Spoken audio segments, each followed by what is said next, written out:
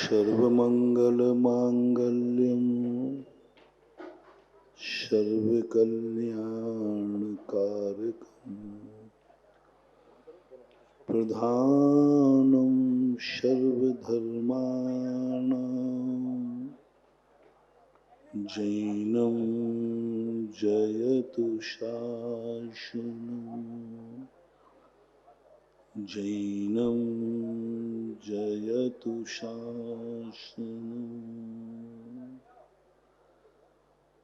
पंच परमेष्टि भगवान की आचार्य श्री गुरुवर कुंद कुंद महाराज की आचार्य श्री गुरुवर विद्यासागर महाराज की परम पूज्य जगतपीठ निर्यातक श्रवण मुनि पुंगव सुधा सागर जी महाराज की जय हो। मुनि संघ की जय हो।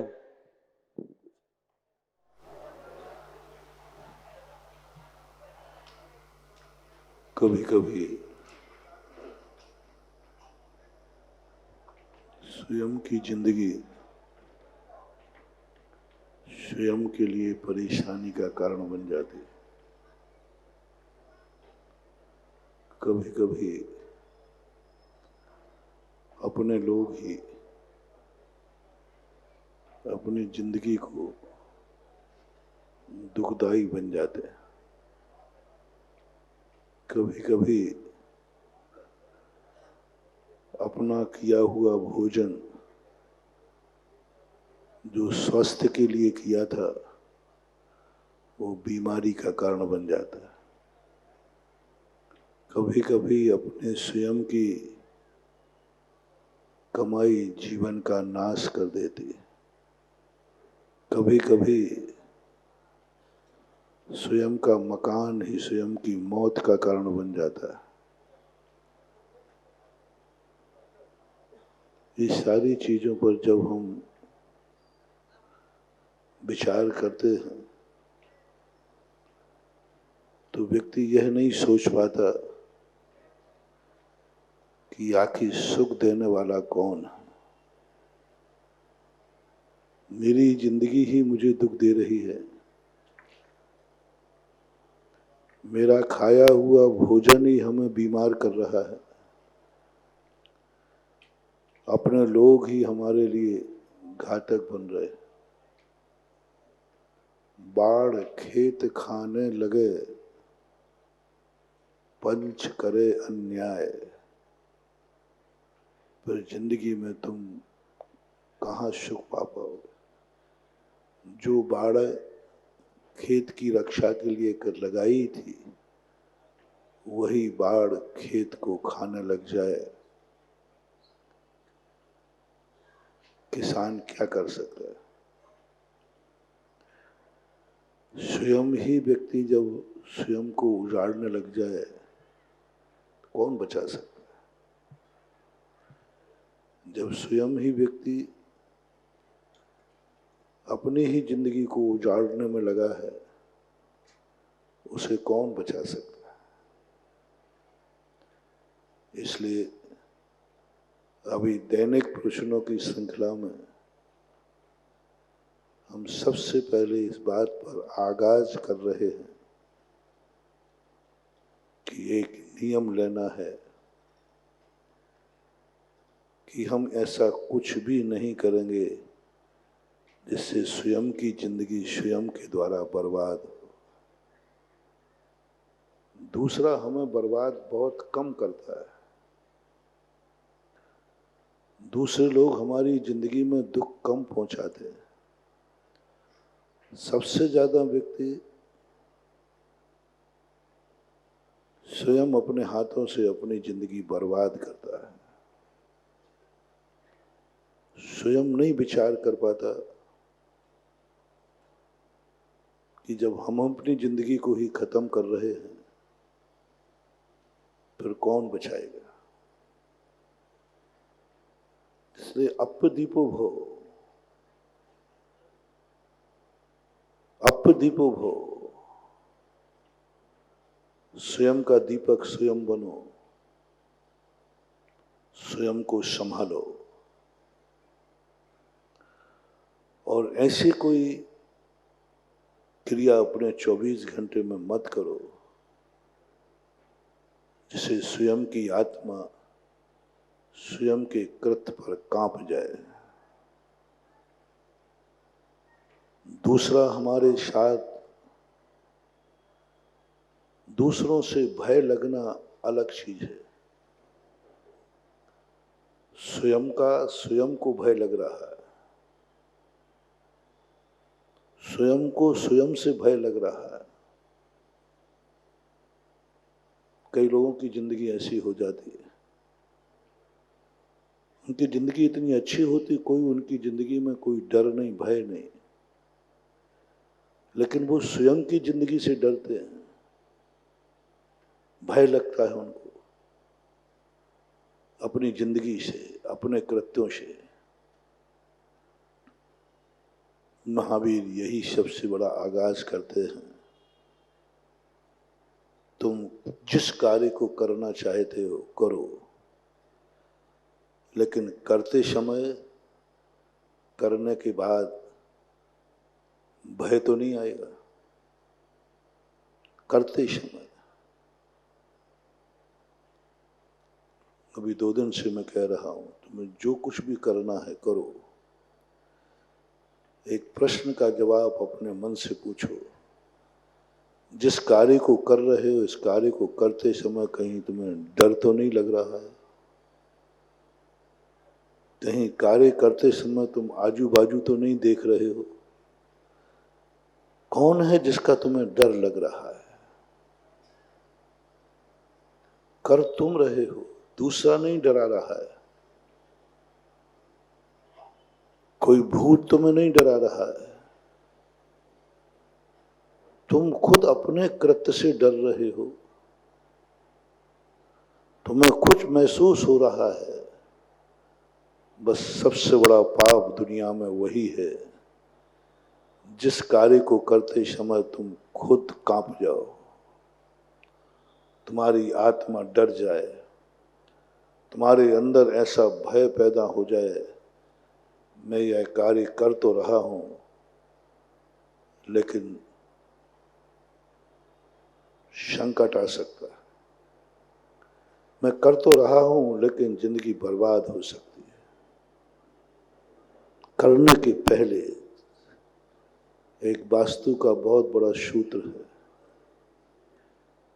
सबसे पहले आत्मा की गवाही को मंजूर करो कि तुम जिस कार्य को करने जा रहे हो, उसमें कहीं से तुम्हारी खुद की आत्मा तो नहीं डर रही है। तुम्हारे कृत्य से, खुद के, दूसरे की बात नहीं कर रहा। महानुभाव, यदि तुम्हारी खुद की क्रिया पर तुम्हें डर लग रहा है, रुक जाओ, रुक जाओ। तुम्हारी बहुत जिंदगी में उस कृत्य के साथ तुम्हारी जिंदगी खत्म हो जाएगी। एक बार किसी कृत्य करते समय यदि डर लगता है, हमारे 6 महीने की हुई कमाई भस्म हो जाती है। 6 माह की, 6 माह तक तुमने कोई धर्म किया, प्रभु का नाम लिया, अच्छा काम किया, वो 1 सेकंड को तुम्हें करते समय डर आ गया, भय, खत्म हो जाता है। वहां ज्योतिष शास्त्रों ने लिखा, तुम रुक जाओ, अब शगुन हो चुका है। 5 मिनट रुको, और रुकने के बाद फिर कुछ सोचो। यदि दोबारा करने में फिर डर लगता है तो फिर रुक जाओ, सोचो। और तीसरी बार भी तुमने सोचने का मौका दिया, फिर भी डर लग रहा है, तो उस कार्य को छोड़ दो, छोड़ दो। वो कोई भी कार्य हो, धर्म का कार्य क्यों ना हो, भगवान बनने का कार्य क्यों ना हो, मंदिर जाने का कार्य क्यों ना हो, भगवान का जाप करने का कार्य क्यों ना हो, पहला सबसे बड़ा शगुन आपकी अंतर चेतना। यदि आप मंदिर जा रहे हैं और तुम्हारे मन में डर पैदा हो गया, रुक जाओ, थोड़ी देर बाद जाने की सोचना। 3 बार सोचने के बाद डर लगे तो फिर मंदिर मत जाना, मत जाना। जवाब देने के बाद तुम्हारे लिए डर लगे, मान लीजिए तुम कोई भी व्रत और नियम ले रहे हो, तुम्हारे मन में एक भय पैदा हो गया, थोड़ा रुको, वो नियम तुमसे पलेगा नहीं, वो नियम तुम्हें तोड़ देगा, भ्रष्ट कर देगा। तुम्हारे मन में कोई मन में विकल्प, मान लीजिए तुम साधु भी बनने जा रहे हो और मन में कोई भय की रेखा आ जाए तो मत बनना, तुम साधना में सफल नहीं होगे। कोई मंत्र सिद्धि करने के लिए तुम बैठ गए, यदि भय तुम्हारे सामने हो रहा है तो मत करना उसको, नहीं तो वही तुम्हारी जिंदगी को बर्बाद कर देगा। पूज्यवर कुंद कुंद स्वामी ने सबसे पहले अपने फॉलोवर को कहा, तुम निर्भय हो जाओ, सत्य भय विप्रमुक्ता। 7 भयों से मुक्ति करने की साधना करो। 7 भय तुम्हारी जिंदगी में नहीं आना चाहिए, और 7 भयों में से यदि एक भी भय तुम्हारे पास है, 7 भय का अर्थ है मैं यह कार्य कर रहा हूं, इससे मेरी मौत हो सकती है, ये मैं इस कार्य को कर रहा हूं, इस कार्य में मैं संकट में पड़ जाऊंगा, इस कार्य को मैं कर रहा हूं, अभी तो कोई खतरा नहीं है, लेकिन सडनली किसी भी समय खतरा हो सकता है। इस कार्य को मैं कर रहा हूं, हमारा प्रभाव बिगड़ सकता है। इस कार्य को मैं कर रहा हूं, यह लोक वर्तमान मेरा खतरे में पड़ सकता है।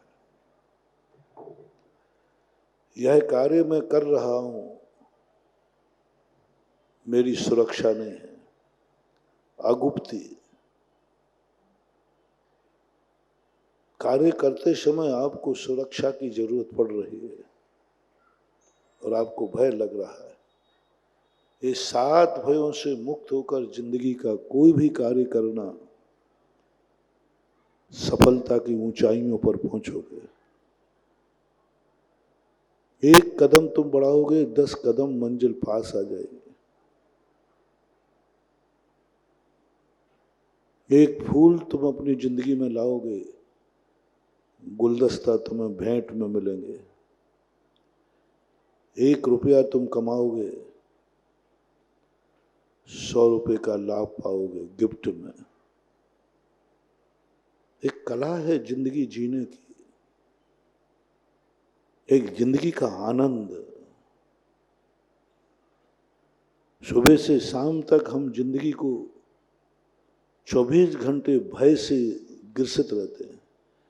24 घंटे हमारे मन में भय है, बस यही हमारी जिंदगी की सिद्धि में बाधक है। भारतीय लोग जितना अच्छा कार्य करते हैं, धर्म करते हैं, उतना इनको फल नहीं मिलता, क्योंकि हर चीज में इनको संदेह बना रहता है, भय बना रहता है। एक ऐसा अविश्वास फैल गया है दुनिया में कि व्यक्ति को स्वयं का भी स्वयं पर भरोसा नहीं रहा, स्वयं का भी भरोसा नहीं रहा, अपने आप पे भी भरोसा नहीं है, अपने मन पर भरोसा नहीं, अपनी जिंदगी पर भरोसा नहीं। और जिस जीव का स्वयं के ऊपर भरोसा नहीं, उस पर दुनिया क्या भरोसा करेगी? दुनिया भरोसा कर ही नहीं सकती। हम स्वयं में अपने आप में अविश्वसनीय व्यक्ति बन गए। इसलिए सबसे पहले तो अपनी जिंदगी में स्वयं के विश्वास को जीतो, स्वयं कुछ ऐसी स्थिति में जीने का प्रयास करो जहां तुम्हारे जितने भी भय हैं, भय से मुक्ति मिल जाए, भय से मुक्ति मिल जाए। और एक बार तुम्हारे मन में ये भाव आ गया कि नहीं, मेरी जिंदगी में मैंने नियम लिया है कि मैं गलत नहीं करूंगा। एक बार हुआ एक व्यक्ति के जीवन में, उसने कभी अपनी जिंदगी में कभी विदाउट टिकट यात्रा नहीं की थी, नियम था उसका, और वो निर्भय होकर यात्रा करता था। पेपर में छपा हुआ था जब मैं गुजरात में था। बड़ी गजब की तस्वीर थी वो। उसकी जिंदगी में बहुत बड़ी स्थिति बनी थी। एकाएक ऐसा सीरियस केस उसकी जिंदगी में आया, वो स्टेशन पर आया, गाड़ी छूटने वाली थी। यदि वो नहीं जाता है तो एक व्यक्ति जिंदगी का सवाल है, और टिकट यदि लेता है तो गाड़ी छूटती। इस फैसले पर 1 मिनट उसने प्रभु को साक्षी किया, प्रभु मैंने कभी मन से, वचन से, काय से कभी भी भाव किया हो कि मैं विदाउट टिकट यात्रा करूं, तो आज मेरी जिंदगी में जरूर मुझे पकड़ा जाना चाहिए और जेल मिलना चाहिए। और यदि मैंने कभी स्वप्न में भी कभी नहीं किया है ऐसा भाव, तो आज प्रभु तू साक्षी है, मेरी लाज रखना। परिस्थिति तेरे सामने है, टिकट लेने जाऊं तो गाड़ी जाए, और गाड़ी छूटती है तो एक व्यक्ति की जिंदगी जाएगी, शव अनाथ हो जाएंगे। बैठ गया। बैठने के बाद चेक करने वाली जो टीम होती है वो आई, सबसे टिकट मांग रही थी। इसके बाद इसके मन में कुछ नहीं, एक आप लोग पॉकेट डायरी रखते हैं ना, पॉकेट डायरी, इसने कुछ नहीं देखा, पता नहीं किसने इससे कहा। उसने अपनी डायरी का एक पन्ना फाड़ा, टिकट लाई है, उसने वो दिखा दिया, टिकट चेकर उस पर राइट का निशान लगा के आगे चला गया।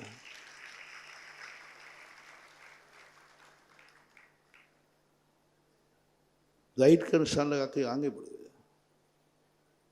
स्तब्ध। वो जाकर के रेलवे स्टेशन पर उतर करके उसने अपनी गलती स्वीकार की, मैं बिना टिकट का था। वो पेपर में आया वो कागज, इस पर राइट का निशान लगा था। यह क्या था? यह क्या था? यह है आत्मा की निर्भीकता। जब व्यक्ति अपनी अंतर चेतना से अपने आप को निरपराधी घोषित कर देता है, और कुचित कजादत कभी अपराध हो भी जाता है, तो कुदरत उसके अपराध को निरपराध में बदल देती है। क्योंकि उस अपराध हुआ, लेकिन वो अपराध किस रूप में था? अपराध किया नहीं था, अपराध की मजबूरी थी। जब कभी मजबूरी, ऐसे लोग जो अपनी जिंदगी को इतना विश्वास के साथ जीते हैं, उनकी जिंदगी में कभी दुर्घटनाएं घटती हैं, गॉड गिफ्ट हो जाती है। हम चाहते हैं, विश्व का कोई भी व्यक्ति नास्तिक नहीं है।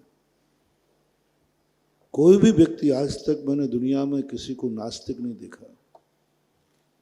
थोड़ा पुण्य का उदय होता है,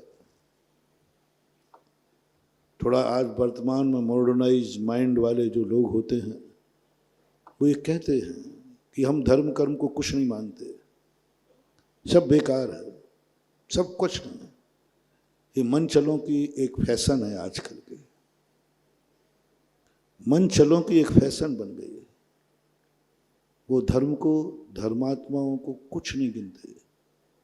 बोले जिंदगी मिली है, मौज करो, मस्ती करो, ऐश करो। क्या भगवान का, क्या कौन, किसी को नहीं। यहाँ तक कि वो अपने जन्मदाता गार्जियन की भी फिक्र नहीं करते, उनको भी जवाब दे देते हैं, हमारी जिंदगी मौज मस्ती की है, मुझे करने दो। बोले धर्म का कोई डर है? बोले मैं धर्म को मानते ही नहीं। किसी भगवान को मानते हो? बोले नहीं, मैं किसी को नहीं मानता। आजकल की एक फैशन चल रही है, फैशन। हर व्यक्ति को अपने आप को धर्मात्मा कहने में शर्म आने लगी है। हर व्यक्ति को मंदिर जाने में शर्म आने लगी है। हर व्यक्ति को भगवान का नाम लेने में शर्म आने लगी है। लोग अपने आप को स्टैंडर्ड डाउन समझते हैं। जो थोड़े बड़े पदों पर रहते हैं, उनको बहुत शर्म आती है मंदिर जाने में। उनमें शर्म आती है प्रभु के चरणों में झुकने में। उन्हें शर्म आती है भगवान के सामने हाथ जोड़ने में, घुटने टेकने में। थोड़ा प्रेस्टीज बना लेते हैं। ऐसे लोगों को मैंने कई बार ऐसा आस्तिक बनते देखा है कि शायद इतना आस्तिक तो मैं भी नहीं हूं। क्योंकि मैं भी भगवान के भरोसे ज्यादा जिंदगी नहीं जीता हूं। मैं खुद के भरोसे अपनी जिंदगी जीता हूं।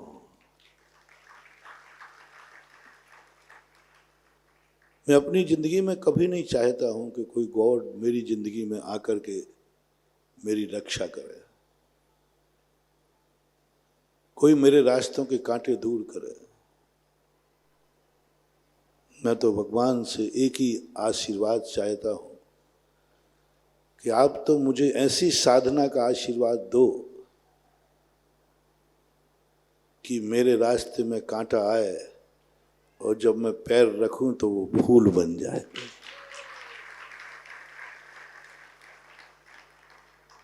मेरी जिंदगी एक क्षितिज के समान हो। क्षितिज कहलाता है, आप आकाश को देखना, बादल झुका हुआ दिखता है, ऐसा लगता है कि बादल पृथ्वी का छोर बहुत निकट है, बहुत निकट है।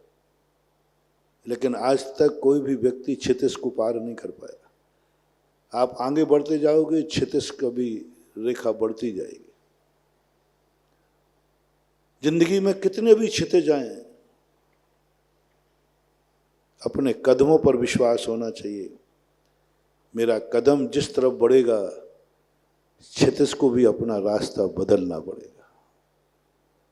ये अपने कदमों पर विश्वास होना चाहिए, अपने खुद के ऊपर विश्वास होना चाहिए। मैंने जो मन में सोच लिया है वह होगा ही होगा, या तो सोचो मत।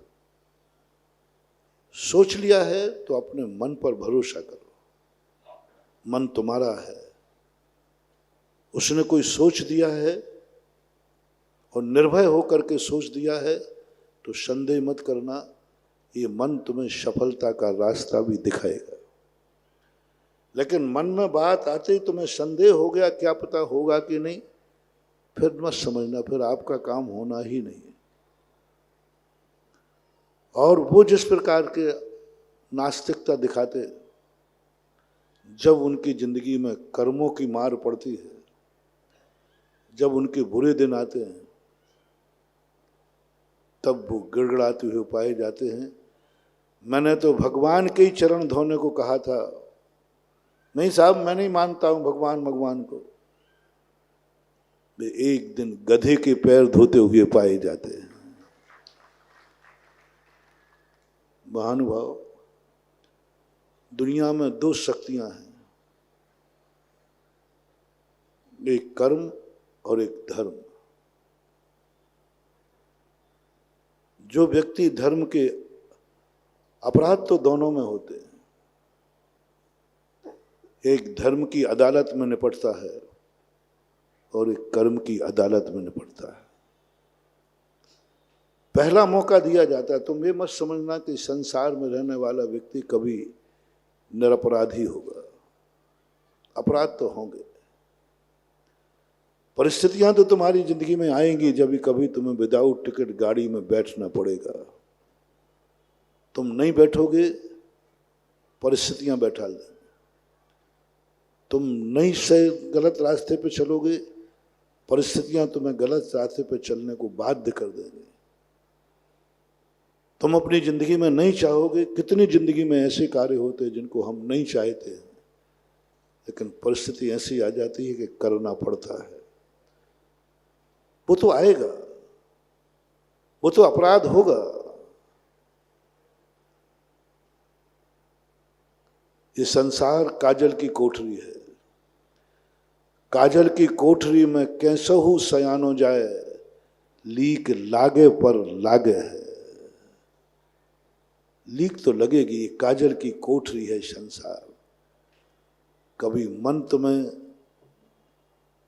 मन से अपराध करोगे, कभी मन मचलेगा तुम्हारा, कभी मन मस्ती की भाषा बोलेगा, कभी आंखें कुछ गलत देख लेंगी, कभी कानों से तुम गलत सुन लोगे, कभी मुख से गलत बोल जाओगे, कभी हाथों से गलत हो जाएगा, कभी पैर तुम्हारे गलत रास्ते पे चले जाएंगे। कोई दुनिया में दावा नहीं कर सकता कि मेरी जिंदगी में कभी गलत आया नहीं, गलत आएगा नहीं। कोई भी नहीं, कोई भी नहीं। कितना भी बड़ी शक्तिशाली क्यों ना हो, महान महान शक्तियों से भी गलतियां हुई हैं। महान महान बड़े बड़े जो जगत के विख्यात भगवान के समान पूजने वाले लोगों से भी गलतियां हुई हैं। उन्होंने भी छल और कपट का आलम्बन लेना पड़ा। महाभारत में से कितने प्रसंग हैं जहां महाशक्तियों को भी छल कपट से युद्ध जीतना पड़ा। कितने बार छल हुए बड़ी शक्तियों को। मैं दुर्योधन की बात नहीं कर रहा हूं। अच्छी जो महान शक्तियां थी उनको भी छल और कपट करना पड़ा। उनको भी अपने जीवन में उस रास्ते पे जाना पड़ा जिस रास्ते का उनका त्याग था। जो रास्ता वो अपनाना नहीं चाहते थे, उस रास्ते को अपनाना पड़ा। यदि वो रास्ता नहीं अपनाते तो आज दुनिया का नाश हो गया होता। यदि अर्जुन ताश्री के प्राण नहीं मांगते तो आज मुल्क खत्म हो गया होता, अन्यायियों का होता। कितना बड़ा सबसे प्रिय, यदि गांगेय को कोई पूरे के पूरे कुरुवंश में यदि कोई प्रिय था तो अर्जुन। और अर्जुन का भी सबसे बड़ा श्रद्धेय था ताश्री। लेकिन क्या दृश्य, क्या माया। अर्जुन के हाथों से ताश्री की मौत। ताश्री को छल से वरदान ले लिया। अपन कहें कि ये अर्जुन की गलती है, लेकिन इस गलती के बिना कोई रास्ता नहीं था, क्योंकि ताश्री जिस पक्ष में खड़े थे वह पक्ष अन्याय का था और ताश्री को किमिक्षिक मृत्यु का वरदान था। वो नहीं मरना चाहे नहीं मरेंगे, दुनिया में कुछ भी हो सकता। तो नीति ने कहा सत्य की रक्षा के लिए यदि छल कपट करना पड़े तो कर लेना चाहिए। सत्य की रक्षा के लिए, धर्म की रक्षा के लिए। इसलिए अपन ने ये देखा है जिंदगी में कि सबको कहीं ना कहीं कोई ना कोई अपराध होता है, गलती होती है। उसका कोई चिंता मत करना। बस मैं दो चीजों पर तुम्हारे लिए अपराध से तुम्हें निरपराधी की क्लीन चिट नहीं दे सकता, किसी को नहीं दे रहा। हर व्यक्ति कहीं ना कहीं से दोषी है। बस अब धर्म की शुरुआत होती है, धर्मात्मा की शुरुआत होती है, साधना और तपस्या की शुरुआत होती है, भक्त और भगवान के संबंध की बात होती है कि तुम अपने अपराध का निर्णय किससे कराना चाहोगे, तुम्हें दंड कौन देगा। अपराध हुआ है तो दंड तो मिलेगा, मिलेगा, किसी ना किसी रूप में मिलेगा। लेकिन आप अपना अदालत निर्णय कहाँ चाहते हैं, धर्म की अदालत में या कर्म की अदालत में? दोनों अदालतें हैं, दोनों स्थानों पर अपराधी ही जाते हैं। लेकिन फैसला है कि आप निर्णय कहाँ चाहते हैं। यदि धर्म की अदालत में तुम्हें निर्णय चाहिए है तो तुम्हारे लिए कोई पकड़ने नहीं जाएगा, तुम खुद आकर के अपना अपराध कबूल करोगे, तुम खुद कहोगे मुझे सजा दी जाए,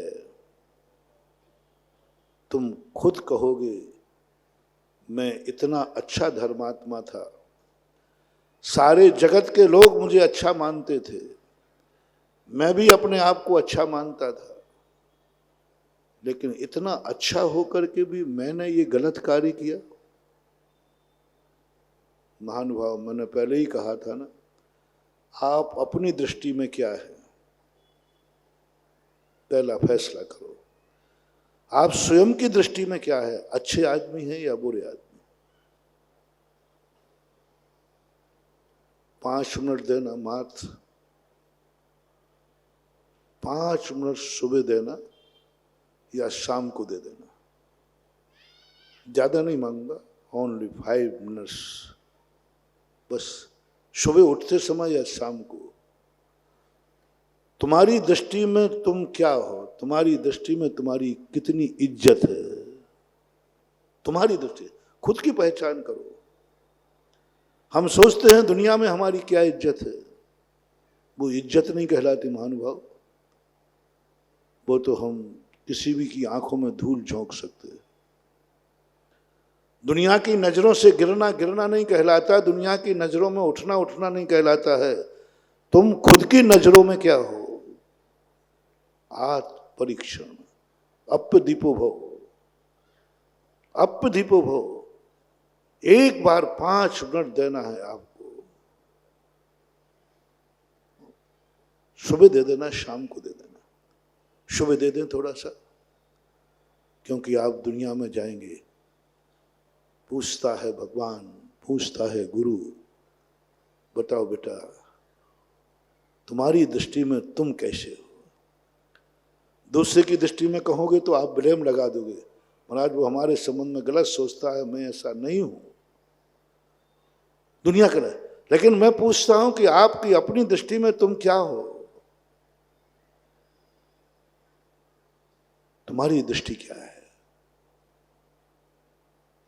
एक बार पूछना, जिंदगी में एक बार पूछना,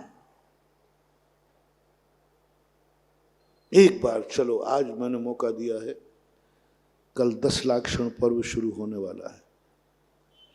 आज रात्रि में शाम को 5 मिनट देना, तुम अपनी दृष्टि में तुम क्या हो,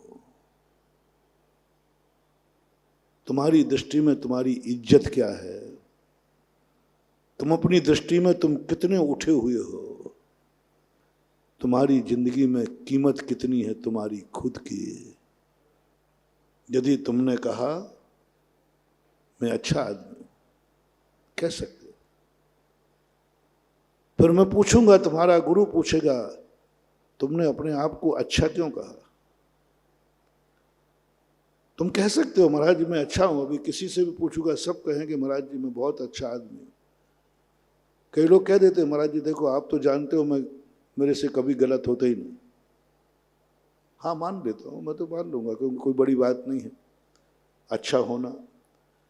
बस इतना सा फिर पूछूंगा, तुमने अच्छा क्या किया? बुराइयों की लिस्ट मत बनाओ, कुछ अच्छाइयों की लिस्ट बनाओ। अपने जीवन में कोई अच्छा किया है क्या, जो तुम्हारी दृष्टि में अच्छा हो, जो तुम्हारी आत्मा सम्मान दे सके कि हाँ मैंने एक कार्य अच्छा किया है। भगवान तुम्हारे पीछे नहीं लगेगा,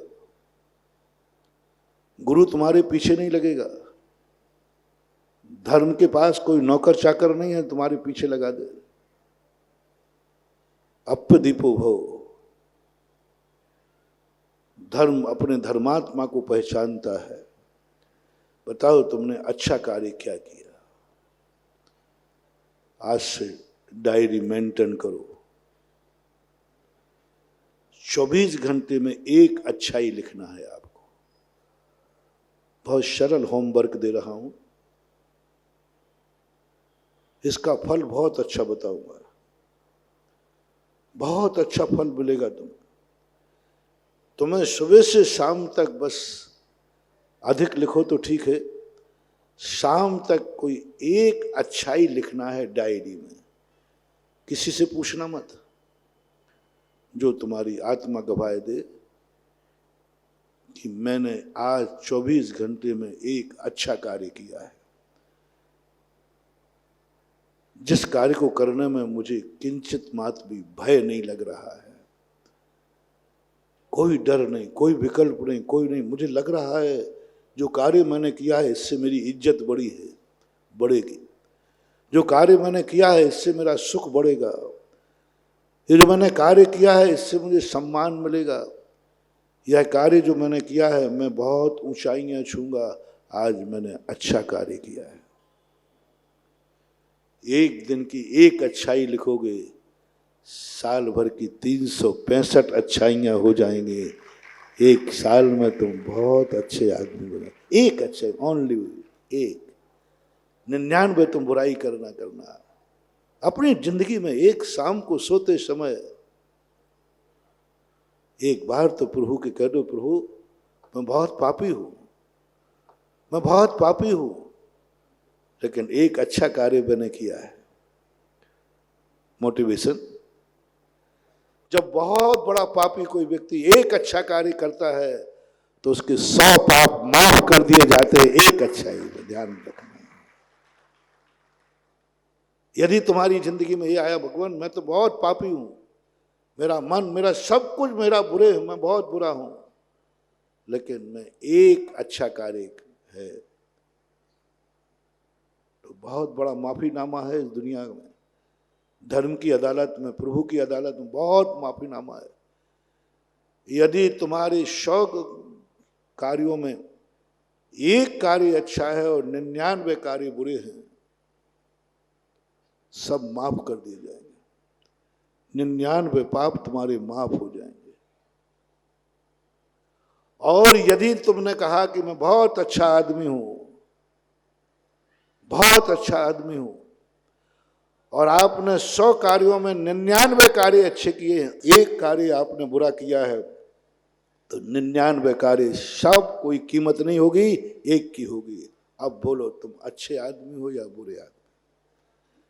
क्योंकि मैं ऐसा पेज बताऊंगा तो मैं नहीं, कोई सब कह देंगे हम तो अच्छे आदमी।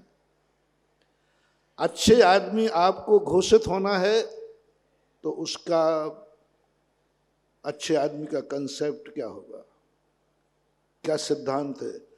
अच्छा आदमी 99 कार्य अच्छे करे और एक कार्य बुरा करे तो 99 कार्य भी बुरे माने जाएंगे और बुरा फल मिलेगा। क्योंकि तुमने क्या कहा, मैं अच्छा आदमी।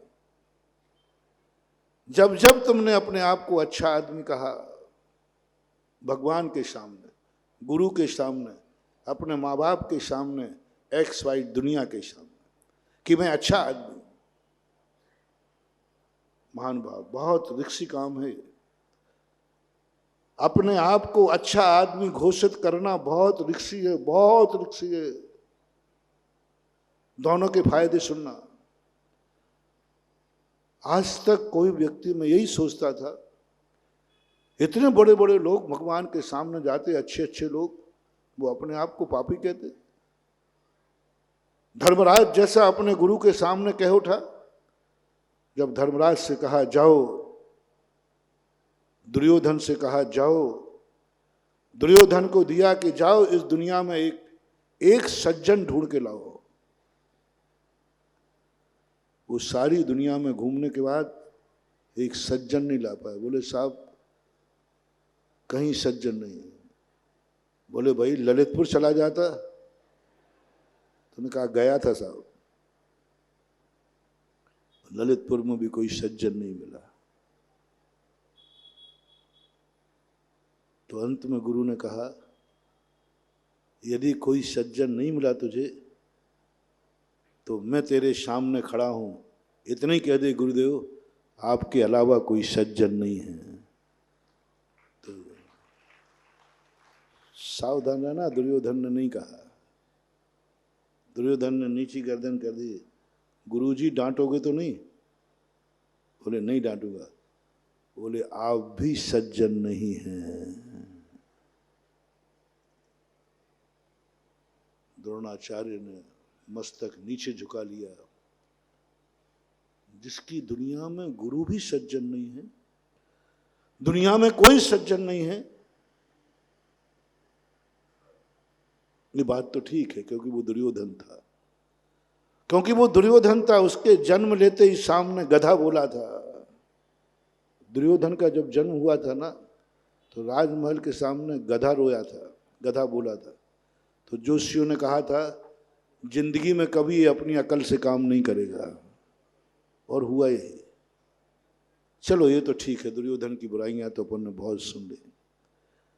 लेकिन जब धर्मराज को कहा गया जाओ दुनिया में एक दुर्जन ढूंढ के लाओ, सज्जन ढूंढ के लाओ, नहीं दुर्जन। दुर्योधन को क्या कहा था? एक सज्जन ढूंढ के लाओ। और धर्मराज से क्या कहा? एक दुर्जन ढूंढ के लाओ।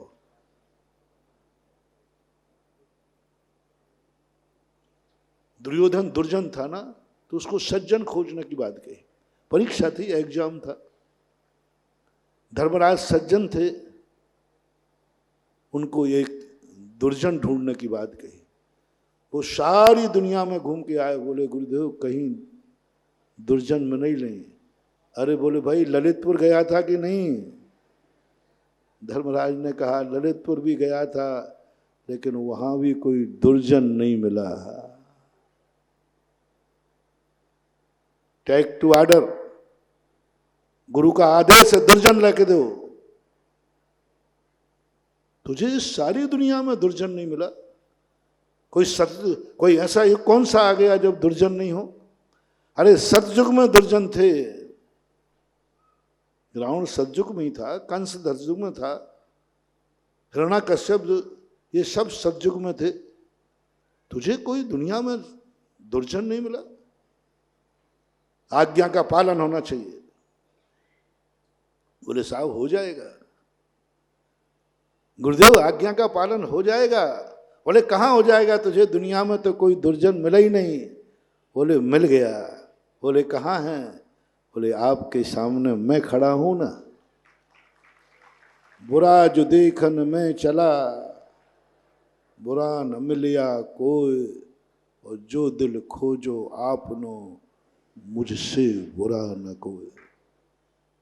जब ये कहानी मैंने पढ़ी मैं स्तब्ध रह गया। आखिर ऐसा क्यों? एक इतना बड़ा धर्मात्मा दुर्जन क्यों बनना चाहता है?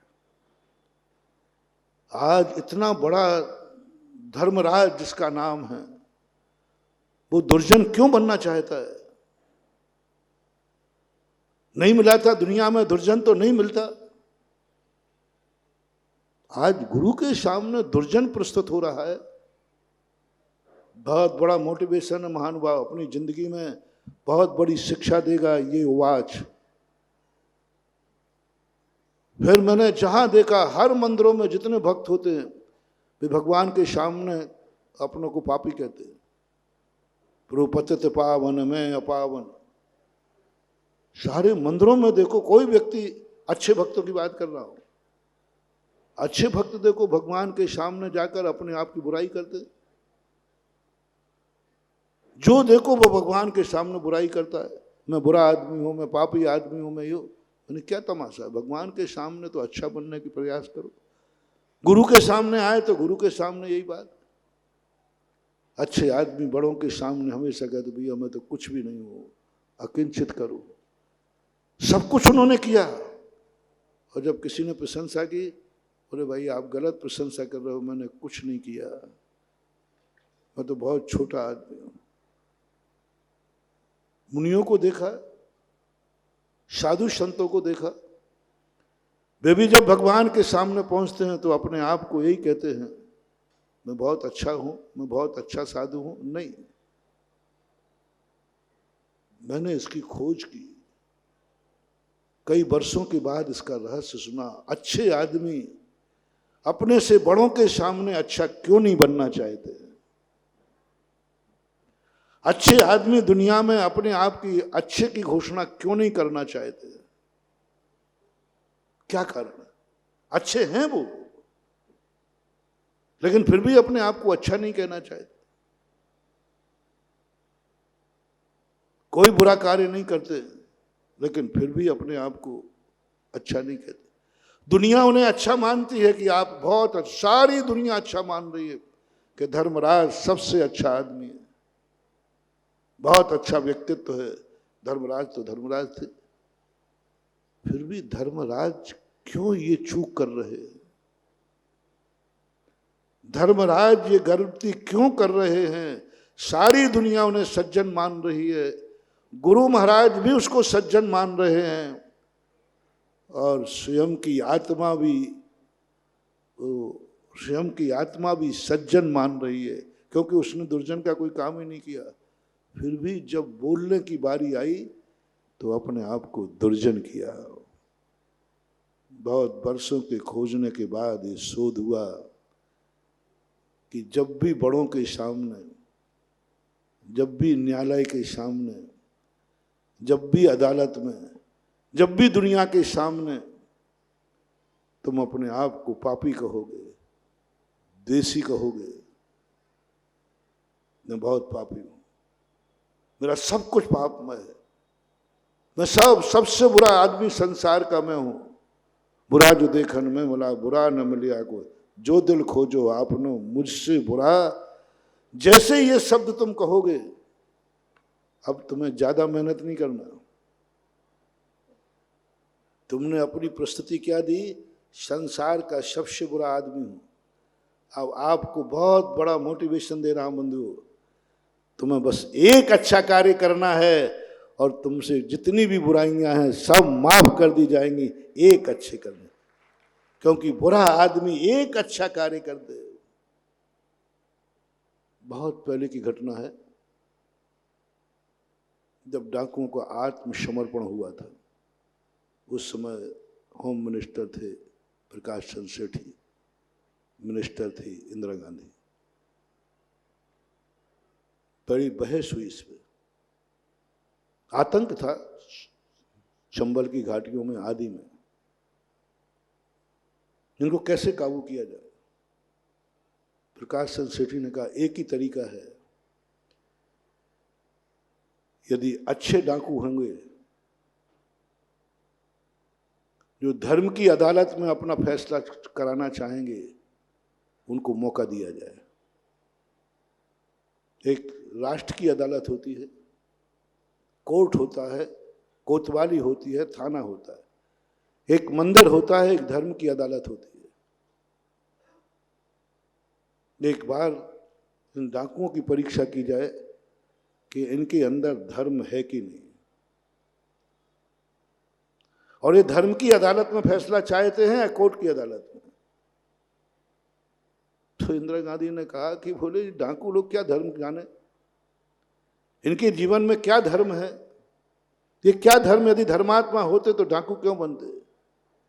सीट ने कहा साहब ऐसी बात नहीं है, कई बार बड़े बड़े धर्मात्मा को भी पाप करना पड़ते, बड़े बड़े सज्जन लोगों को भी डाकू बनना पड़ता है, थोड़ा एक बार मौका दें। उनका ठीक मौका दिया जाता है, मौका दिया गया। सारे डाकू धर्म की अदालत में फैसला लेने के लिए तैयार हो गए। जिनके ऊपर लाखों करोड़ों की घोषणा थी, जिंदा या मुर्दा पकड़ने के लिए, कोई नहीं पकड़ पाया।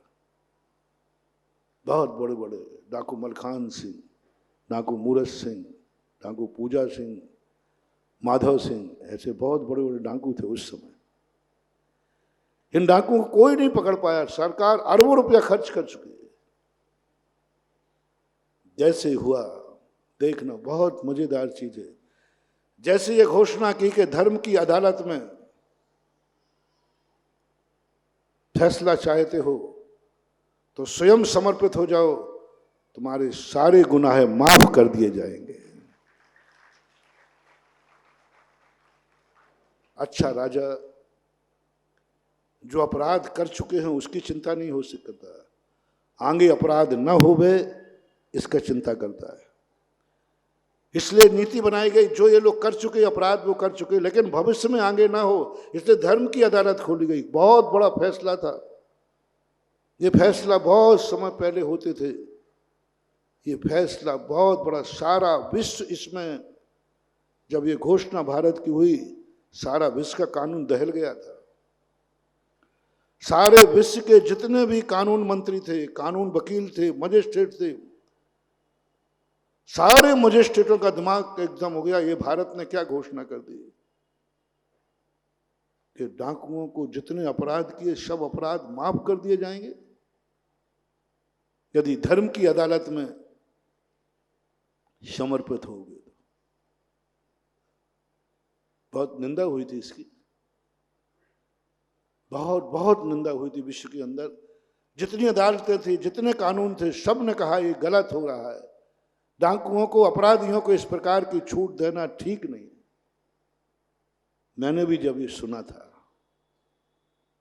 तो मैंने भी अपने शास्त्र खोले कि ये कहां तक ठीक हो रहा है।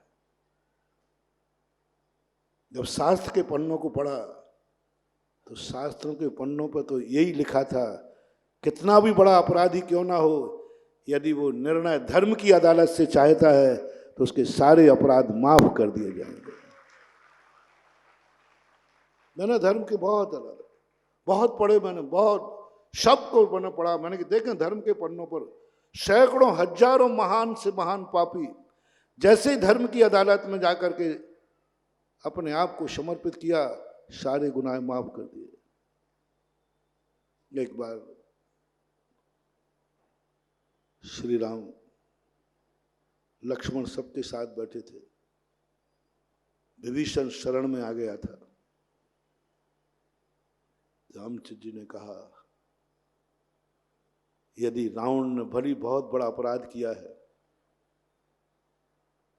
बहुत बड़ा अपराध किया है,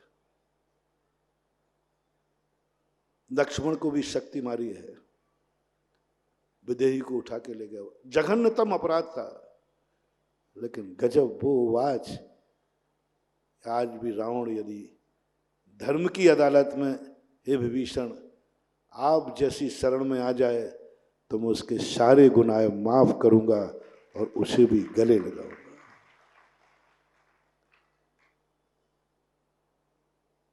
नहीं सोच हमें वनवास भये को, नहीं सोच पिता सुर धाम भये को, लक्ष्मण शक्ति का सोच नहीं, नहीं सोच विधि का अपहरण होने का, दो सोच नहीं दशानन के रार ठये का, एक सोच बना है विभीषण भूप कहेगा। उस समय बोलते हैं विभीषण को, उन्होंने कह दिया आओ लंकेश, और जैसे ये कहा उनको थोड़ा टेंशन हो गया। लक्ष्मण ने पूछा भैया क्या बात, आपने विभीषण को खुशी खुशी बुलाया और अभी एक शब्द बोलकर आप एकदम स्तब्ध क्यों रह गए?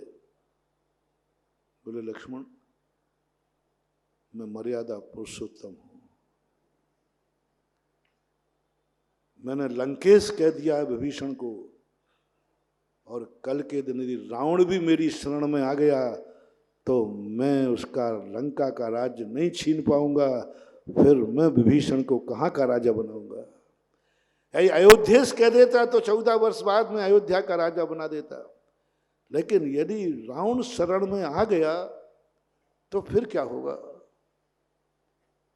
एक सोच विभीषण भूप कहेगा। देखो तो सही हमारे भारत की माटी कैसी है, हमारे भारत के संस्कार कैसी है संस्कृति भारत की, जो ये चिंता कर रहे हैं कि रावण इतना बड़ा अपराधी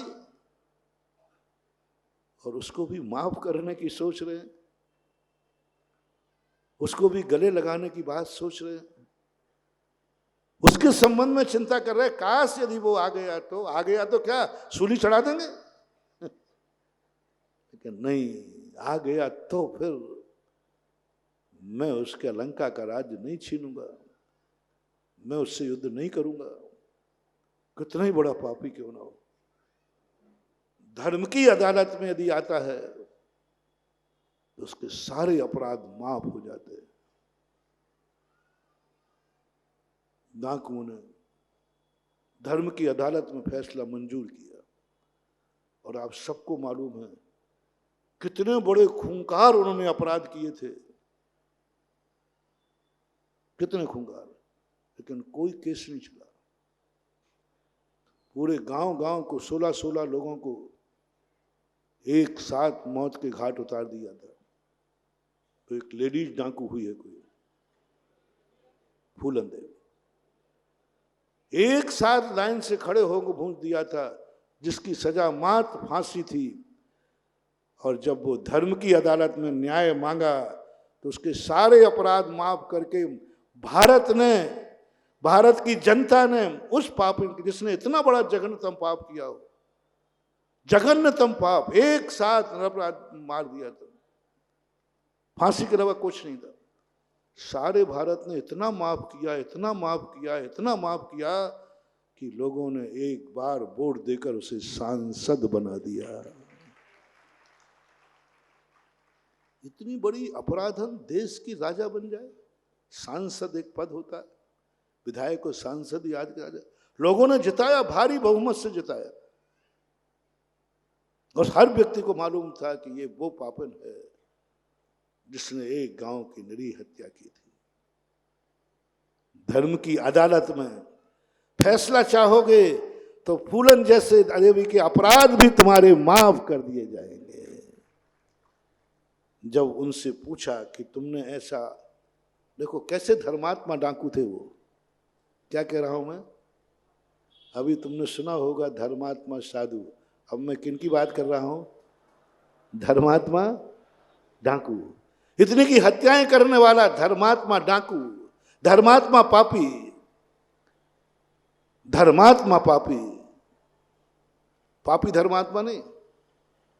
क्या कह रहा हूं, पापी धर्मात्मा नहीं, थोड़ा शब्द पर गौर करना, धर्मात्मा पापी, पापी धर्मात्मा नहीं।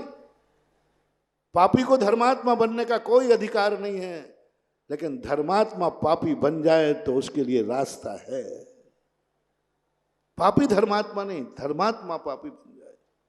वो कैसे धर्मात्मा थे, जब उन्होंने अपने जीवन की कहानी सुनाई, जब फूलन देवी ने अपनी जिंदगी के अत्याचार सुनाए, जिस ढंग के उसके अत्याचार हुए थे, उस अत्याचार का बदला ना तो कानून दे सकता था, ना अदालतें दे सकती थी, मात्र उस अत्याचार का दंड उसके डाकू बना वो दे नहीं सकती थी, क्योंकि वो अदालत के दरबार में भी गई, कोर्ट के दरबार में भी गई, लेकिन अत्याचार करने वाले इतने पावरफुल थे, पंचायत इतनी पावरफुल थी कि अत्याचारी को बरी किया गया, जिसके साथ अत्याचार किए उसी को दंडित किया गया। फूलन देवी का पूरा चरित्र आया था पेपर में, उसने खुद बताया था कि मैंने ये शस्त्र कब उठाया। मैं बहुत धर्मात्मा थी, धर्मात्मा के बाद मैं पापन बनी, जब धर्म की अदालत में, कर्म की अदालत मुझे कहीं शरण नहीं मिली। सारे डाकुओं से मैंने देखा, मैंने इंटरव्यू लिया उनके, बड़े बड़े डाकुओं का। मैंने कहा आपने ऐसा पाप क्यों किया, और किया था तो समर्पण क्यों हुए? तब उन्होंने कहा हमारे साथ क्या क्या अत्याचार किए, और मैंने उसके बदला लेने के लिए सब किया। और जो उन्होंने कहानी सुनाई, और फिर मेरे से डाकू ने पूछा था, डाकू माधव सिंह थे चंबल का, एक जेल में बंद था, वहां मेरा जाना हुआ। उन्होंने कहा महाराज मुझे बताओ मैंने क्या गलत किया। उसके साथ जो हुए अत्याचारों की कहानी के बाद मैंने उठाया, बोलो मैंने क्या गलत किया। मैं जवाब नहीं दे पाया कि तुमने डाकू बन के गलत किया। 3 बार पूछा, महाराज जी बोलो आपकी आत्मा क्या बोलती है। मैंने कुछ नहीं बोल पाया, कोई जवाब नहीं था मेरे पास। फिर मैंने एक दूसरा स्थान पर एक डाकू आत्मसमर्पण करके आया था। हमने उससे पूछा, मैंने कि तुमने जिंदगी में कोई अच्छा कार्य किया है क्या? डाकू बनने के बाद बताओ, डाकू बनने के पहले नहीं, वो तो मैं सुन चुका।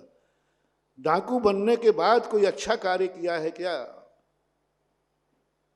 क्योंकि धर्म की अदालत में तुम आए हो, तो मैं भी शास्त्रों से तुम्हें माफ कर पाऊंगा या नहीं? धर्म तुम्हें माफ करेगा कि नहीं?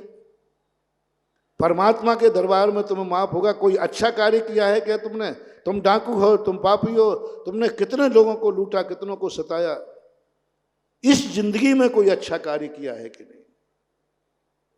सावधान, जिस जिंदगी में आप कोई पाप कर रहे हो, जिंदगी में आप कोई भी व्यसन आपके अंदर है, आप जुआड़ी हैं, शराबी हैं, गंजेड़े, भंगेड़े, नशेड़े, जो कुछ भी है, उन पापियों से मैं पूछ रहा हूं कि उस समय तुमने कोई अच्छा कार्य किया? एक आपके यहाँ सागर जिले का एक डाकू था, पूजा बाबा, एक आंख थी उसकी, उससे मेरा संवाद हुआ। उन्होंने कहा महाराज मैंने किया है। मैंने कहा एक बताओ अच्छा कार्य। उसने कहा हमारा एक नियम था कि जिंदगी में हमारी गैंग का नियम था, किसी महिला के शरीर पर पहना हुआ आभूषण नहीं उतरवाएंगे।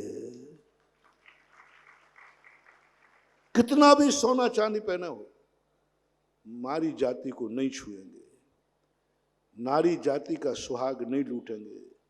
नारी जाति माँ हो, बहन हो, बहू हो, उसके बदन पर जो होगा वो कभी हम नहीं उतरवाएंगे।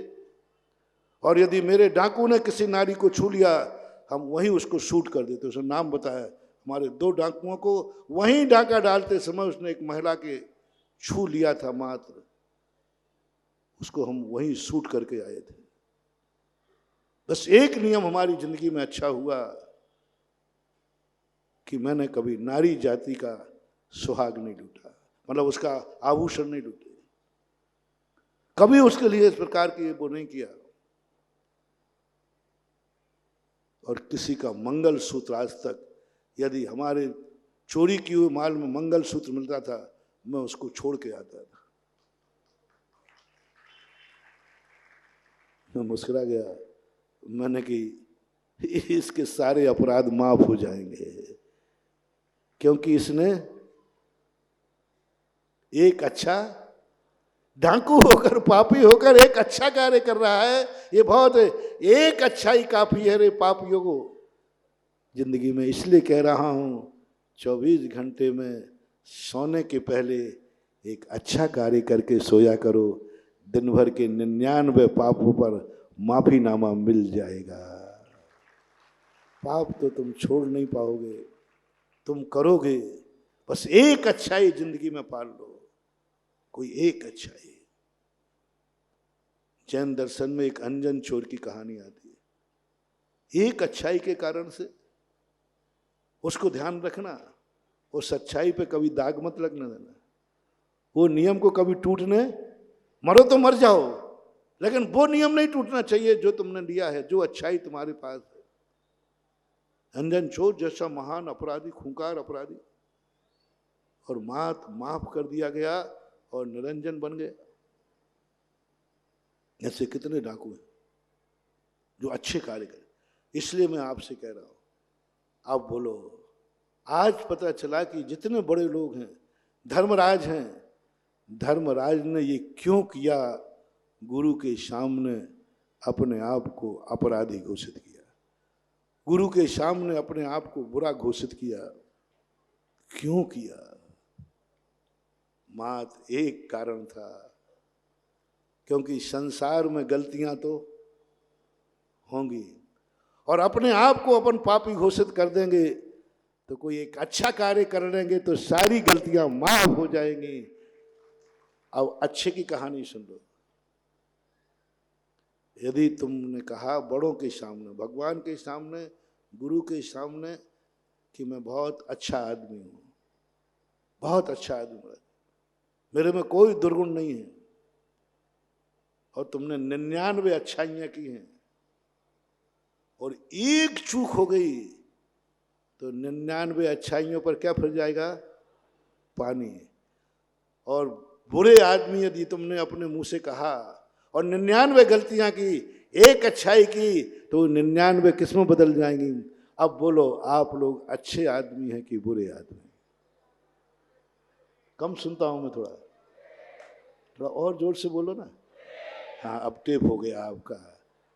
कम से कम सारे विश्व ने तो सुन लिया कि ललितपुर के पंडाल में सब बुरे आदमी बैठे हैं। हाँ, तुम्हारी आवाज यही नहीं है, पूरे विश्व में आवाज जा रही है। अमेरिका, न्यूयॉर्क में भी वो भी अपने सुनने के लिए तैयार बैठे होंगे। सब सुन रहे, दुनिया सुन रही है। यहाँ की आवाज अकेला ललितपुर ही नहीं सुन रहा, सारा विश्व सुन रहा है। अब बोलो कैसा लगा? वापस लो, फिर से बोलो, तुम कैसे आदमी हो? देखो फिर विश्व में वापस जा रही बात, और 3 बार कहने के बाद पक्का हो जाएगा। बोलो, तुम कैसे आदमी हो? बुरे आदमी। इसका अर्थ है कि तुम सब धर्मराज बैठे हो। जो धर्मात्मा होता है वो अपने मुंह से कभी अपने को अच्छा नहीं कहता, अपने आप को वो बुरा ही कहता है। भली कोई बुराई नहीं है, लेकिन यह उसका कहने का अर्थ है कभी कुछित कजादत गलती हो भी जाएगी तो कुदरत आकर डायरी के कोरे पन्ने पर भी टिकट दिखा देगी चेक करने वाले को। ये देख लीजिए, एक जिंदगी में कभी उसने कोई गलती नहीं की, एक दिन गलती हो गई। कुदरत ने कहा अच्छे आदमी से एक गलती हुई है, और उसने स्वीकार किया है कि मेरे से गलती हो रही है, और एक डायरी का पन्ने पर चेकर राइट का निशान लगा के चला गया। ये क्या था महानुभाव? बहुत बड़ी चीज। इसलिए मैं दुनिया की दृष्टि में नहीं कह रहा हूं, बड़ों की दृष्टि में तो अपन को बोलने नहीं अच्छे। अब बस अपन को स्वयं की दृष्टि में बात कर रहा था मैं। स्वयं की दृष्टि में तुम कैसे हो? भगवान की दृष्टि में मत पूछना भगवान आपकी दृष्टि में मैं क्या हूं, मत पूछना महानुभाव। भगवान बहुत बारीक है, हम कभी भी उसकी दृष्टि में पवित्र नहीं हो पाएंगे। गुरु से भी मत पूछना, तुम तो स्वयं की दृष्टि में बताओ तुम कैसे हो। एग्जैक्ट पोल। हर विद्यार्थी पेपर देने के बाद नंबर जोड़ता है बाहर खड़े होकर। सब दोस्त लोग डर जाते हैं, इसमें मुझे इतने नंबर मिलेंगे, इसमें इतने, स्वयं के नंबर जोड़ता है। ऐसा एक भी विद्यार्थी नहीं जो स्वयं के नंबर नहीं जोड़ता हो, चाहे भले वो उतने मिले या, लेकिन जोड़ने का भाव जुड़ा। इसी प्रकार चुनाव के समय पर, अरे भाई 2 दिन बाद रिजल्ट खुलना है, रिजल्ट की जितनी उतावली नहीं रहती जितनी दुनिया को एग्जैक्ट पोल क्या बोल रहा है, वही होता है ना एग्जैक्ट पोल। बिफोर टाइम घोषणा करते हैं इस पार्टी को इतना मिलेगा। मैंने कहा ये क्यों घोषणा करा? बोलो महाराज इसका मजा कुछ अलग है, और उसमें शर्तें होती, करोड़ों अरबों के जुए खेलते हैं।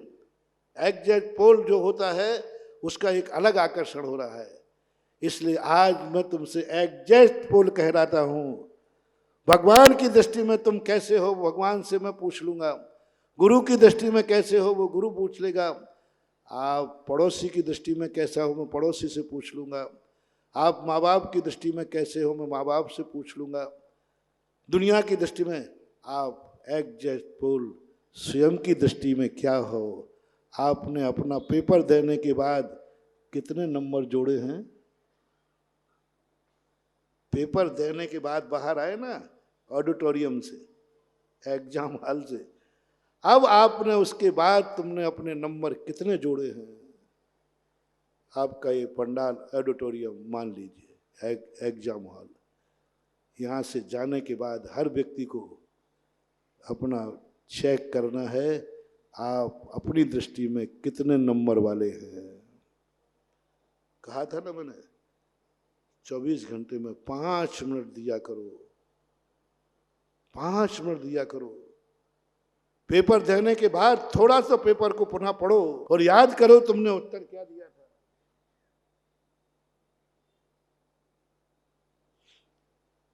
इतना तो उत्तर याद रखना कि पेपर देने के बाद नंबर जोड़ते समय आ जाए कि मैंने ये आंसर लिखा था। ऐसा ही आप लोगों को अपनी जिंदगी में सुबह से शाम तक सोने के पहले 5 मिनट आपको अपना खुद का निर्णय सुनाना है। आज तुमने कोई अच्छा कार्य किया है क्या? तुम अपनी दृष्टि में कितने अच्छे हो, ईमानदारी से, क्योंकि ये धर्म की अदालत है। और मैंने कहा था धर्म की अदालत में कोई व्यक्ति बेईमान हो ही नहीं सकता, और बेईमान हो तो धर्म उसे अदालत में केस को एक्सेप्ट ही नहीं करेगी।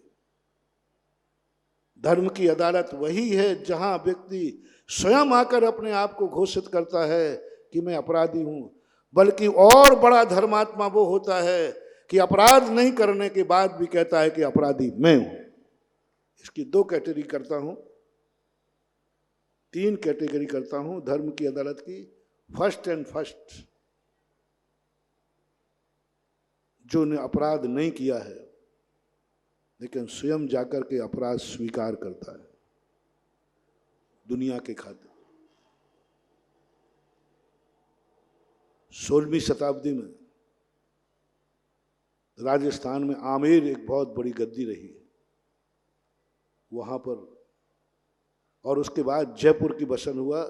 जयपुर लगभग ज्यादा पुराना नहीं, 18वीं शताब्दी के लगभग बसा हुआ है। वहां के एक दीवान थे, अंग्रेजों का राज्य था। अंग्रेजों ने का एक कमांडर, संभवतः राजा राम सिंह राजगद्दी पे थे, वो नाबालिग थे। एक कमांडर उनसे मिलने जा रहा था हाथी पर खुली तलवार लेकर के। पुलिस कमांडर, उनका सैनिक था। लोग भड़क गए कि ये सैनिक शस्त्र लेकर राजा के पास क्यों जा रहा है। भड़क जाती है कई बार, जनता भड़क गई, ये शस्त्र लेकर के मेरे राजा के पास क्यों जा रहा है, लगता है इसकी नीयत ठीक नहीं है। लोगों ने छतों पर से इतने पत्थर मारे वो कमांडर मर गया। अंग्रेजों का राज, अंग्रेजों ने कह दिया, नाकाबंदी कर दी, मोदी चौकड़ा खाने, मोदी खाना है वहां पर। 1 हफ्ते के अंदर अपराधी स्वयं प्रस्तुत हो जाए, अन्यथा सारे मोहल्ले को भून दिया जाएगा। ब्रिटेन से भी आदेश आ गए, निर्णय हो गया, फैसला हो गया। 1 हफ्ते के अंदर अपराधी नहीं आता है तो पूरे मोहल्ले को भून दिया जाए। नाकाबंदी कर दी गई, बंदूकें तैयार थे। उनको तो क्या देर लगना। अपन को मालूम जलियांवाला कांड, आपको मालूम पोल गुजरात के पास जो पाल करके एक स्थान है, क्या नरसंहार हुआ। और जलियांवाला कांड तो सबको मालूम। 1 मिनट लगना था, तैयारी पूरी थी। एक सज्जन थे जिनका नाम था अमरचंद दीवान। उन्होंने कहा, वो मंदिर में थे, उनको कुछ मालूम नहीं था। जब उन्होंने देखा कि पूरा नगर भून दिया जाएगा, एक व्यक्ति के मरने पर सारा नगर मरेगा, धर्म मरेगा, धर्मात्मा मरेंगे, सब मर जाएंगे। वो तुरंत मंदिर से निकलकर सीधे अदालत में पहुंचे। अपराधी मैं हूं, मैंने मारा है। सारा जगत स्तब्ध हो गया। बहुत बड़ी मार्मिक कहानी है महानुभाव, ये कोई शास्त्रों की कहानी नहीं। मजिस्ट्रेट जानता था ब्रिटेन का, तुम जैनी चींटी नहीं मारते हो, तुम किसी का मर्डर क्या करोगे? दीवान जी आप बहुत बड़ी गलती कर रहे हैं। राजा राम सिंह ने कहा तुम हमारे दीवान हो, आप ऐसी गलती नहीं कर सकते। ब्रिटेन तक में केस गया। ब्रिटेन ने कहा मौका दिया जाए इनको अपनी बात को वापस लेने का। तो एक ही जवाब दिया अमरचंद दीवान का, आप यदि अपना फरमान वापस लेते हो तो मैं अपनी बात भी वापस लूंगा।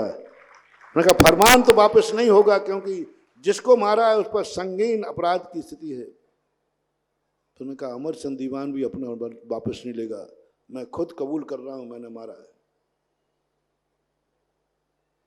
सब दुनिया किसके लिए? बोलो ना, स्वयं ने तो अपराध नहीं किया था ना, और स्वयं धर्म की अदालत में पेश हो गया। और उसने जिंदगी में एक ही भावना भाई थी, जिस मंदिर में वो पूजा करते थे वो मंदिर को देखने में खुद गया था कि भगवान मेरा मरण हो तो बस तेरी सेवा करते हुए हो, तेरे चरणों में हो। बस उस दिन जब उनको घोषणा हुई, फांसी की घोषणा हुई सूली पे चढ़ाने की, उन्होंने कहा प्रभु मरूंगा तो जेल में मरूंगा, मरूंगा तो एक ऐसे के साथ बनूंगा जो देशद्रोही हैं। लेकिन कोई बात नहीं भगवान, मैं आपसे शिकायत नहीं कर रहा हूं, मुझे गर्व है कि मेरे प्राण निकलने पर पूरा मोहल्ला बच जाएगा, यही मेरा धर्म है, बस यही मेरी अच्छाई है। मैंने पूरे नगर को बचाने के लिए मैंने अपराध स्वीकार कर लिया, बस एक इच्छा पूरी रह गई कि सूली लगे चाहे कुछ लगे, तेरे चरणों में लगना चाहिए थी। लेकिन कोई बात नहीं भगवान, कुदरत देखना, देखना चमत्कार। उधर अमरचंद दीवान से पूछा जाता है तुम्हारी अंतिम कोई इच्छा हो तो बोलो। तो दीवान जी ने कहा बस एक ही इच्छा है, मरने के पहले जिस मंदिर में हमने जिंदगी भर पूजा की है उस भगवान का अंतिम दर्शन करना चाहता हूं। गजब गजब। जैसे वो अंतिम दर्शन करने के लिए गए और भगवान के सामने ध्यान लगाया, उनकी आत्मा शरीर से निकल करके चली गई और वही उनका मौत। एक सेकंड लगा, कुछ नहीं, सारे लोग चौकीदार पुलिस जो भी उनके कमांडर सब खड़े हुए, बस जैसे ही धोख दिया और धोख देते उनकी आत्मा निकल गई। अंग्रेज सारे घबरा गए। फांसी पे चढ़ने वाले की पहले मौत हो जाए तो बहुत बड़ी होती है। उनको जबरदस्ती फिर सूली पे चढ़ा के अपना नियम पूरा किया। ये कह रहा हूं पहला तो धर्म की अदालत में वो आए जगत को बचाने के लिए स्वयं को होम कर दे, फर्स्ट एंड फर्स्ट धर्म की अदालत में निर्णय पाता है, उसे भगवान भी फैसला सुनाता है और उसकी हर इच्छा पूरी करता है। दूसरा अपना वो कहलाता है जो अपराध करने पर स्वयं आ जाता है, स्वयं आ जाता है, धर्म की अदालत में स्वयं प्रस्तुत हो जाता है, मैंने अपराध किया मुझे सजा दी जाए। तीसरा जघन्यतम अपराधी वो है पकड़े जाने पर अपराध स्वीकार कर लेता है। ये तीनों धर्म की अदालत में जाते हैं और कल से 10 लाख क्षण धर्म शुरू हो रहा है। कल से धर्म की अदालत खुल रही है। खुली तो पहले से थी, लेकिन कल से धर्म की लोक अदालत होगी जिसमें करेंट डिसीजन होगा तुरंत। लोक अदालत का अर्थ ही होता है तुरंत डिसीजन होगा। कल से कम अपने जिंदगी में ये 10 दिन आपको मिल रहे हैं कुछ अच्छा करने को, कुछ अच्छा बनने को। 355 दिन तुमने कोई अपराध किए हैं, उन अपराधों को स्वीकार करने का बहुत बड़ा अवसर है। भारत देश में त्योहार नहीं पर्व मनाए जाते हैं। विदेशों में त्योहार का मूल होता है, भारत में पर्वों का मूल होता है। त्योहार में व्यक्ति शौक मौज मस्ती की तरफ जाता है और पर्व में सारे पापों को छोड़ करके पवित्र होता है। त्योहार बहिर्मुखी होते हैं और पर्व अंतर्मुखी होते हैं। और पर्वों के दिनों में व्यक्ति समस्त पापों को छोड़ करके अपने आप को निर्वृत्ति। आज के प्रवचन का कल से शुरुआत होना चाहिए। साल भर में कभी अच्छा नहीं कर पाए, इन 10 दिन में कुछ अच्छा करना है, अच्छा सोचना है, अच्छा देखना है, अच्छा सुनना है, अच्छा बोलना है, अच्छा करना है, अच्छा खाना है, अच्छा जो कुछ भी करना है। ओनली 10 डे, 10 दिन के लिए आपको कुछ अच्छा करना है। इसका परिणाम ये निकलेगा 355 दिन कुछ गलत किया होगा तो वो ऐसे ही माफ हो जाएगा जैसे उन डाकुओं का माफ हुआ। और 355 दिन जो तुमने कुछ किया है, आत्मसमर्पण करना है, आलोचना करना है। हा दुष्टकयम, हा दुष्ट चिंतयम, हा दुष्ट भाष्यम। मैंने 355 में दुष्ट चिंतन किया हो, दुष्ट देखा हो, दुष्ट बोला हो, दुष्ट किया हो, मैं उस अपराध को स्वीकार करता हूं। और इस अपराध को स्वीकार करके मैं अपने आप को अपराधी घोषित करता हूं। ये 2 चीजें आपको कल से करना है। कल प्रातः काल सूर्य की किरण निकलते ही सारे भारत में जैनियों का 10 लाख क्षण महापर्व शुरू हो जाएगा। पवित्रता का फल, पवित्रता का पर्व, अध्यात्म का पर्व, आत्म परीक्षण का पर्व, आत्मसमर्पण का पर्व। आत्मसमर्पण का अपने जीवन में बहुत बड़े एक आत्मसमर्पण, आत्मनिरीक्षण। अप्य दीपो भव। कल से कोई तुम्हारी जिंदगी का दीपक नहीं होगा, तुम स्वयं दीपक होगे। स्वयं अपनी कॉपी जांचोगे। 355 दिन जो तुमने कहा है, किया है, कल से उस कॉपी का नंबर जांचना है। 355 दिन के बाद तुम पेपर देकर बाहर निकलोगे और अपने हाथ से अपने आप में नंबर देना है कि 355 दिन मैंने कितना अच्छा किया, कितना बुरा किया। वो नंबर आपको खुद देना है। जैसे एग्जाम का विद्यार्थी देने वाला बाहर देता है, कल सुबह से शुरू हो जाना बही खाता लेकर के, कितना अच्छा किया, अपने हाथ से एग्जैक्ट पोल खुद निर्णय करना। और निर्णय होने के बाद स्वयं समर्पित करना है। अब समर्पण की मैंने 3 भाषाएं बोल दी, जैसी आपकी योग्यता हो। और कल से कुछ बोलो ना, अच्छा करना है। कम से कम मर कर के कहीं जाओगे प्रभु के दरबार में तो ये तो कह सकोगे, प्रभु मैंने 355 दिन तो पाप किए हैं, लेकिन मैंने एक अच्छा कार्य किया है। मैंने 10 लाख क्षण पर्व में कोई गलत कार्य नहीं किया। मैंने शराब तो पी है, लेकिन 10 लाख क्षण पर्व में मैंने नहीं पी। मैंने गुटखा खाया है, 10 लाख क्षण पर्व में नहीं खाया। मैंने गाली दी है, 10 लाख क्षण पर्व में नहीं दी। मैंने बहुत बुरा किया है, लेकिन एक अच्छा किया। मैंने पर्व के दिनों में कोई गलत कार्य नहीं किया। इस प्रकार से सभी लोग, और उसी की जिंदगी के लिए कल यहाँ पंडाल शायद छोटा पड़ जाए, सारे भारत के लोग यहाँ इस अदालत में प्रस्तुत होंगे। सारे भारत के लोगों की अदालत में यहाँ पूछा जाएगा तुमने कौन सा अच्छा कार्य किया, और उन्हें 355 दिन के अपराध माफ किए जाएंगे। ऐसी अदालत कल से लगेगी। और कल सारा भारत के कितने शिवरार्थी होंगे ये संख्या तो नहीं कह सकता, लेकिन इतना तो मालूम है कि विगत 29 सालों का रिकॉर्ड, ये 29वां साल है लोक अदालत का। ये 29वां साल है आत्मनिरीक्षण और परीक्षण करने का। सब लोग जो जहां बैठ के सुन रहे हैं, आप लोगों को अपना कल से कुछ ऐसा परिवर्तन करो जो साल भर नहीं कर पाए, वो 10 दिन में करना है। और 10 दिन को अपनी जिंदगी को सब तरफ से एक ऐसा बना दो जिससे एक रिकॉर्ड बने महावीर भगवान की।